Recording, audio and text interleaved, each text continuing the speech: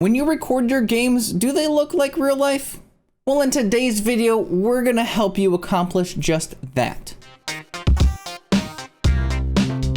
Hello and welcome to my channel. My name is Michael and this is my different views. This channel will help you find the tools and software, anything to help you with live streaming and how to use that equipment as well. If that sounds interesting to you, then consider subscribing so you don't miss on anything new that comes out. In this video, we're going specifically over what you want to do in order to get the best settings to record with your Nvidia graphics card in OBS.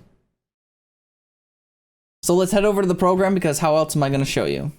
So go ahead and click on your settings over here, and then you're going to go into the output tab. You're going to then go into right here, the output mode. You're going to put on advanced. Come on. Did you see that? Yeah, you had to have seen that coming. We're going to go to the recording tab because that is what we're doing today. The type that you want to do is going to be standard. Recording path can be anywhere you want. Doesn't really matter. You can generate your file name however you want. The recording format can be whatever you want. I have it as MP4 because I don't care if some things get damaged and ruined, but if I do care, I'm gonna go with MKV. So those are the two that I pick. If you want to know more about all this stuff, then check out the video that I made right up at your top of your screen right now. Audio tracks, if you have multiple audio tracks, make sure you have all the ones that you want on here selected. Now for the encoder, we're going to go to the new encoder right here. And this is going to work on, if I remember correctly, 700 series and above. Though you'll find slight improvements on all of those, but you'll find the most improvements on the 20s, I believe. Those where you'll find the most improvements, or the 2000s. I don't know what you call those. The 2080s and the 2070s and 2060s, whatever. So we're not rescaling our output at all. I have it still as the base, which is, if you want to look over here, it's 1080p. You want to bump it up to 60 if you're playing games, whatever. Anyway, the custom muxer setting is not going to put anything in here. You can put some stuff in here to make your videos better, but I don't know anything specifically for this right now in my life, so we're not going to even touch it. The rate control, I put it at CQP. CQP is the way to go for max quality. You'll have some higher file sizes, but that shouldn't matter if you're trying to go with your quality setting. So the level itself, if you want really good and not crazy file size, you want to go to either 16 or 17. Oops, I hit tab instead of delete. Those are the sweet spots, is 16 and 17. Okay. Yes. Either of those two, 16 or 17, are the sweet spots for the CQP for the file size and the quality itself.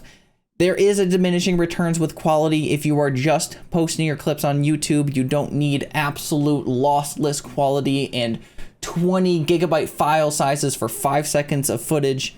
You don't need that for YouTube. They're going to cut your stuff down anyway. There's no point. The keyframe interval, no need to worry about this. Just leave it at 0, leave it at auto, let it do its own thing.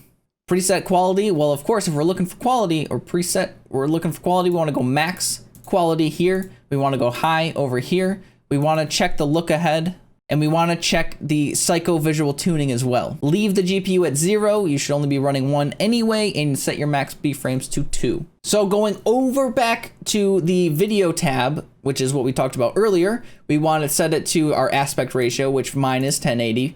And that's what we're recording in. That's what we're going to be posting on YouTube and all that kind of fun stuff. The downscale filter, we want to go to Lanskrzos right there. I said that correct. You don't need to correct me. And then if you're having issues, you can move this down the chain right here all the way to bilinear and then see how much difference your videos actually are and what you are acceptable with. And then your frame rate, you want to be at 60. If you're playing video games, you want to be at 60, period. If you can go higher, do that, but you can't right now. So if you're watching this in the future and you can go higher than 60, cool. You don't need to comment and tell me that I already know, because this is past me. The date's down below when this was posted. But yeah, that 60 will give you that smoother video that everyone likes and enjoys seeing. Now get out there and start recording those videos. What are you going to record first? Do you need help with anything else in this program? Let me know in the comments below. I'll have links posted in the description for more information on this stuff, like the past video I made about all these settings and what all they mean. And there's also a video that Mike Lee made about the CQP specifically and the differences between the numbers and the quality and all that fun stuff. So if you're interested, go ahead and check those out. Thanks for watching, and go out there and help somebody else.